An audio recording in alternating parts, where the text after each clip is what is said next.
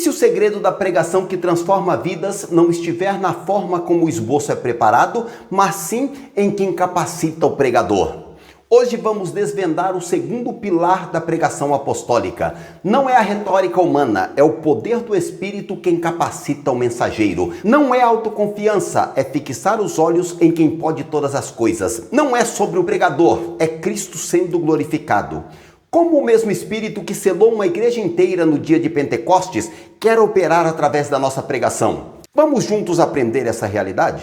A paz do Senhor Jesus, família, graça e conhecimento de Deus. Pastor Oséias das Virgens aqui para a terceira parte da nossa aula sobre uma igreja fiel à pregação do Evangelho. Sejam muito bem-vindos. Nas partes anteriores, estudamos a importância da pregação apostólica como marca característica de uma igreja verdadeira e como a igreja deve pregar com fidelidade às Escrituras. Se você ainda não assistiu às partes anteriores da nossa aula, recomendo que após esse vídeo você volte e assista para ter uma compreensão completa desta nossa lição. Os links estão na descrição abaixo. Mas não se preocupe, esta parte foi preparada para que você possa acompanhar mesmo sem ter visto as anteriores. A igreja que prega no poder do Espírito.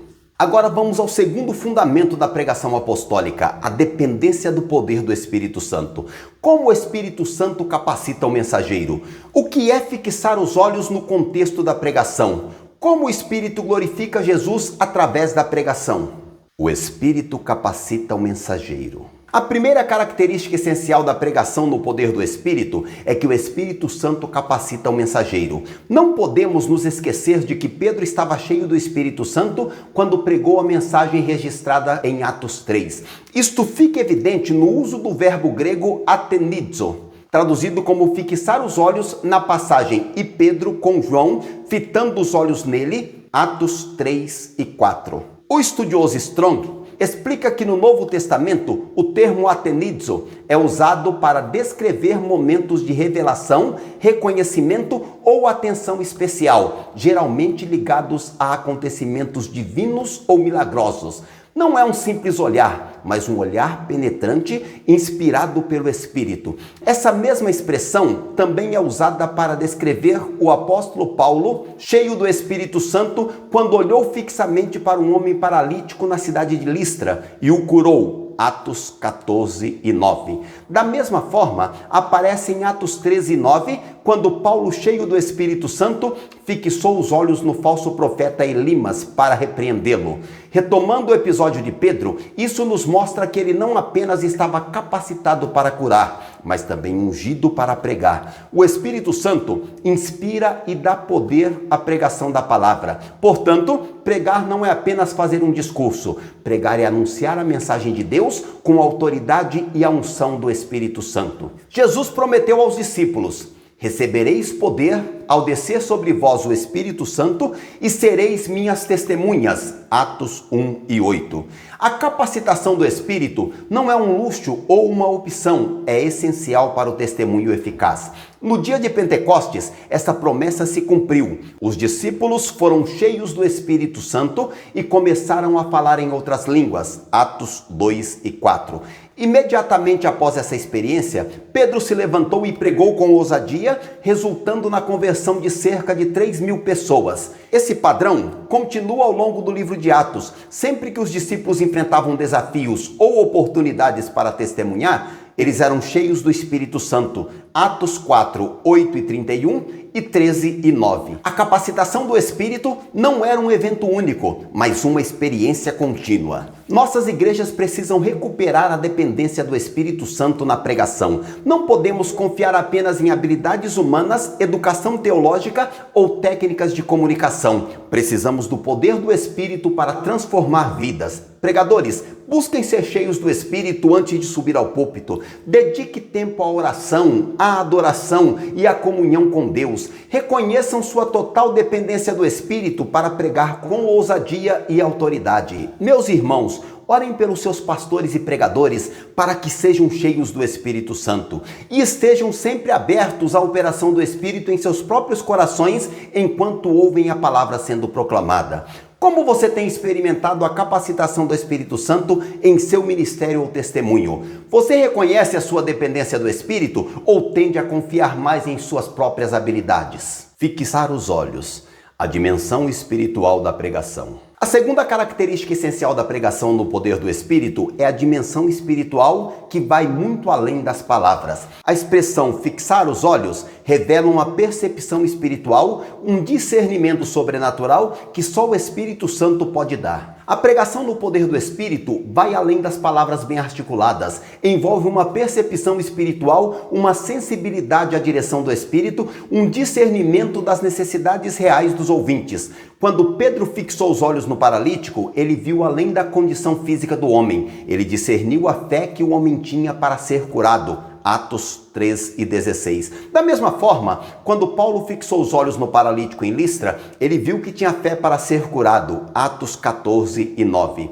Esta percepção espiritual vem acompanhada de autoridade espiritual. Quando Pedro e Paulo falavam, não eram apenas palavras, era o próprio Deus falando através deles. Havia uma autoridade que transcendia a autoridade humana. No dia de Pentecostes, Pedro discerniu exatamente o que estava acontecendo e como responder às acusações de embriaguez. Ele citou a profecia de Joel e aplicou-a àquele momento específico. Atos 2:14-21. Filipe foi guiado pelo Espírito a aproximar-se da carruagem do eunuco etíope. Ele discerniu exatamente o que o homem estava lendo e como conectar a passagem de Isaías com o Evangelho de Jesus. Atos 8:35. Paulo discerniu a religiosidade dos atenienses e usou o altar ao Deus desconhecido como ponto de partida para sua pregação. Atos 17:22-23. Ele adaptou sua abordagem ao contexto, mas sem comprometer a mensagem.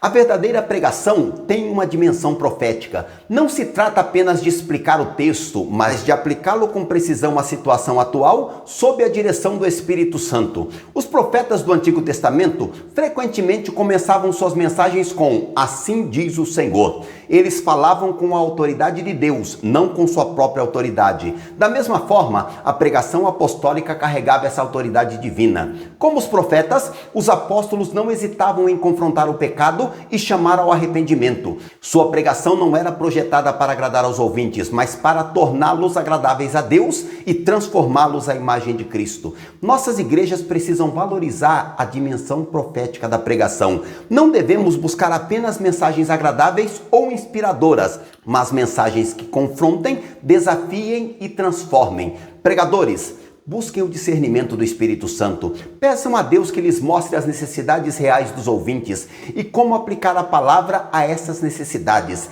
Estejam dispostos a dizer o que Deus quer que seja dito, mesmo que seja desconfortáveis. Meus irmãos, estejam abertos à dimensão profética da pregação. Não resistam quando a palavra confronta áreas da sua vida que precisam de transformação. Reconheçam que Deus fala através da pregação ungida pelo Espírito. Você já experimentou a dimensão profética da pregação, quando a mensagem parecia falar diretamente à sua situação? Como você respondeu a esse tipo de pregação?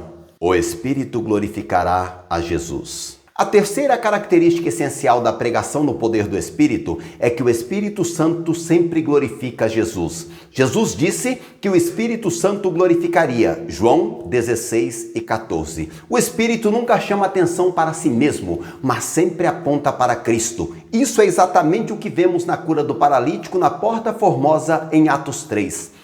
Pedro, cheio do Espírito Santo, não poderia aceitar ser o centro das atenções. Ele deixou claro que o milagre não aconteceu por seu próprio poder ou santidade. Varões israelitas, por que vos maravilhais disto?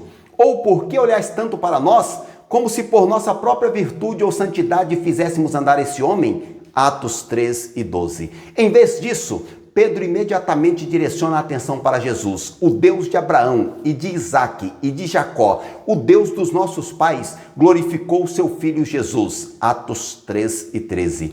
Toda a pregação de Pedro é centrada em Cristo, sua vida, sua morte, sua ressurreição e sua exaltação. Pedro enfatiza que foi pela fé no seu nome que o paralítico foi curado. Atos 13:16. O nome de Jesus representa sua pessoa, autoridade e poder. A cura não veio através do nome ou autoridade de Pedro, mas através do nome de Jesus. Da mesma forma, qualquer pregação que tira o foco de Cristo e coloca o homem no centro não é uma pregação bíblica. Isso não passa de um discurso humano. Infelizmente, muitas pregações hoje são antropocêntricas, focadas no homem, em suas necessidades, desejos e realizações. Embora as experiências espirituais sejam importantes, elas não devem ser o centro da pregação. As experiências devem apontar para Cristo e não para si mesmas. Pedro usou a experiência da cura como uma plataforma para pregar a Cristo, não como um fim em si mesma. Da mesma forma, a pregação não deve ser centrada nas bênçãos, mas no abençoador. Pedro não prometeu curas e milagres como o foco principal. Ele chamou as pessoas ao arrependimento e à fé em Cristo. Mas como posso testar se uma pregação é ungida pelo Espírito? O primeiro teste de uma pregação ungida pelo Espírito é: ela exalta Cristo? Se a mensagem exalta o pregador, a denominação, as experiências pessoais ou as bênçãos mais do que a Cristo, não são do Espírito. Tem algo errado aí. O segundo teste é: ela produz arrependimento e fé? A pregação de Pedro levou as pessoas a compungirem-se em seus corações. Atos 2:37. E a perguntarem: que faremos, irmãos? Uma pregação ungida convence do pecado e leva à conversão. O terceiro teste é: ela transforma vidas? A pregação apostólica resultou em transformação radical. Perseveravam na doutrina dos apóstolos, na comunhão, no partir do pão e nas orações. Atos 2:42. Uma pregação ungida produz discípulos e não apenas decisões inconstantes. Nossas igrejas precisam avaliar criticamente a pregação que recebem. Ela exalta Cristo? Ela produz arrependimento? Ela transforma vidas? Se não, precisamos buscar um retorno à pregação apostólica. Pregadores, façam de Cristo o centro de cada mensagem. Não importa qual seja o texto, não importa qual seja o tema, encontrem o caminho para Cristo. Lembrem-se de que o Espírito Santo veio para glorificar Jesus e não a nós. Meus irmãos, busquem uma igreja onde Cristo seja exaltado na pregação. Não se contentem com mensagens que apenas fazem você se sentir bem ou que prometem bênção sem exigir compromisso com Cristo. A pregação em sua igreja exalta Cristo acima de tudo? Como você pode contribuir para manter o foco em Jesus em todas as áreas da vida da igreja? Ao explorarmos o segundo fundamento da pregação apostólica, a igreja que prega no poder do Espírito, descobrimos 3 verdades fundamentais. O Espírito capacita o mensageiro. A pregação eficaz não depende primariamente de habilidades humanas, mas da unção e capacitação do Espírito Santo. Os apóstolos eram homens cheios do Espírito, e isso se manifestava em sua pregação poderosa. Fixar os olhos revela a dimensão espiritual da pregação. A verdadeira pregação envolve discernimento espiritual, percepção sobrenatural e autoridade divina. Não é apenas comunicar informação, mas ministrar sob a direção do Espírito. O Espírito glorifica a Cristo. O objetivo da pregação ungida não é exaltar o pregador, as experiências ou bênçãos, mas glorificar a Cristo. O Espírito Santo sempre aponta para Cristo, nunca para si mesmo, nem para o pregador, nem para as bênçãos. Uma igreja fiel à pregação do Evangelho é uma igreja que depende totalmente do poder do Espírito Santo. Ela reconhece que a pregação eficaz não vem através da eloquência humana ou sabedoria filosófica, mas através da demonstração do Espírito Santo e de poder. Que possamos ser uma igreja assim, totalmente dependente do Espírito, sensível à sua direção e focada em glorificar a Cristo em tudo o que fazemos. Como sua igreja pode crescer na dependência do Espírito Santo? Que passos práticos você pode dar para cultivar maior sensibilidade à direção do Espírito em sua vida e ministério? Na próxima parte do nosso estudo, vamos explorar o terceiro fundamento da pregação apostólica, a igreja que prega a esperança vindoura. Vamos descobrir como a pregação apostólica alertava uma sociedade indiferente e insensível e proclamava a promessa da segunda vinda de Cristo. Se você ainda não é inscrito no canal, este é o momento perfeito para se juntar à nossa comunidade de estudo bíblico. Clique no botão de inscrição agora mesmo e ative o sininho para ser notificado quando a quarta parte desse estudo for ao ar. Responda nos comentários. Qual das 3 características da pregação no poder do Espírito mais impactou você? Você é peça fundamental para o crescimento dessa comunidade de estudos bíblicos. Compartilhe esse vídeo com líderes e membros da sua igreja que precisam conhecer a igreja que prega no poder do Espírito. Na 4ª parte desse estudo, você vai compreender o que pode acontecer quando uma geração perdida ouve a pregação que rasga o véu do presente e revela o futuro. Com o poder do Espírito Santo, os apóstolos pregavam a esperança em meio ao caos, não com o otimismo humano, mas com a certeza da volta de Cristo. Essa mensagem era muito perturbadora para o mundo romano e ainda é revolucionária hoje. A pregação transforma expectativas terrenas em anseio eterno. Esta não será apenas mais uma parte do nosso estudo, será um chamado para recuperarmos a urgência escatológica que fez a igreja primitiva alcançar todo o mundo. Deus em Cristo vos abençoe.